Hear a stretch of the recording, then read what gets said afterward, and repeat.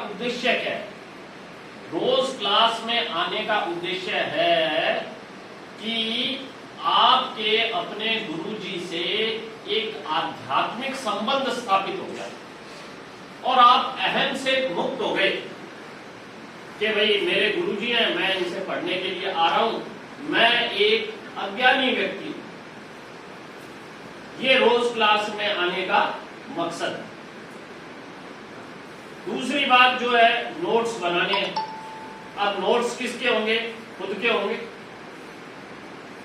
बैठिए और बनाइए नोट्स, बस पढ़िए किताबें। और तीसरी बात टेस्ट प्रैक्टिस करनी है, छोटे टेस्ट की, बड़े टेस्ट की।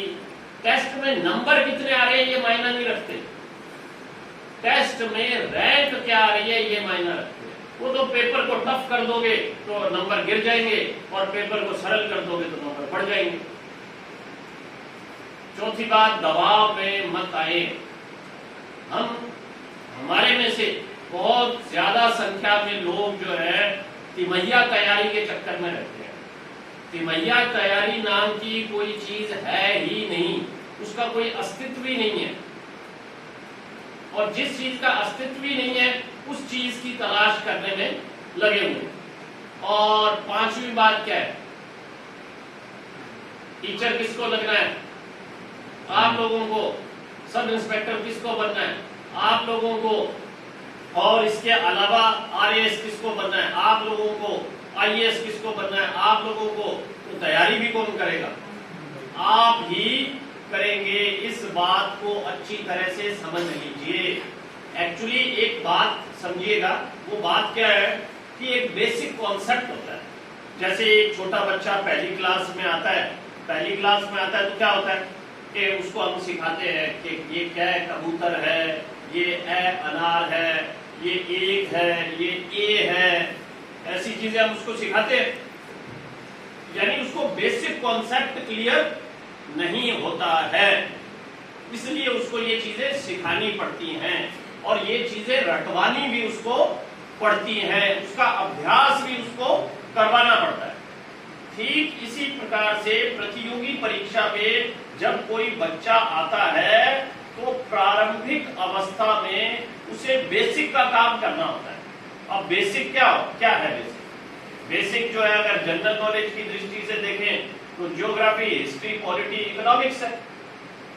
गणित की दृष्टि से देखें तो बेसिक अंक गणित है, या हिंदी के कुछ बिंदु हैं या अंग्रेजी के कुछ बिंदु हैं जो बेसिक के अंतर्गत आते हैं, या छठी से 8वीं तक की विज्ञान है वो बेसिक के अंतर्गत आते हैं।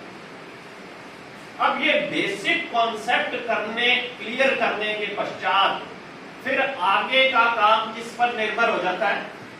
बच्चे पर निर्भर हो जाता है कि वो काम करे, लगातार काम करे, हार्ड वर्क करे, 8 घंटे पढ़ें कम से कम रोज, ठीक है, और 8 घंटे जो है वो सोएं और 8 घंटे जो है अन्य कामों के लिए हमारे पास बच गए। लेकिन अन्य कामों का मतलब ये नहीं है कि हम रात को 1 बजे जो है चाय पीने जा रहे हैं कि भाई रात को 1 बजे मैं पढ़ रहा था तो मेरे को नींद आ रही है तो मैं चाय पीने जा रहा हूँ। पुलिस वाले बताते हैं इस तरह की बातें मेरे को, तो ऐसा हमने नहीं करना है।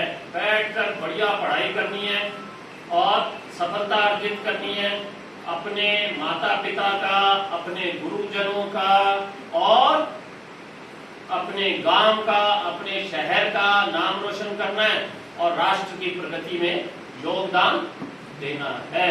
और रही थोड़ी बहुत बाधाओं की बात, असफलताओं की बात, तो वो तो प्रारंभिक अवस्था में आएंगी ही आएंगी, उसकी कोई चिंता ना करें।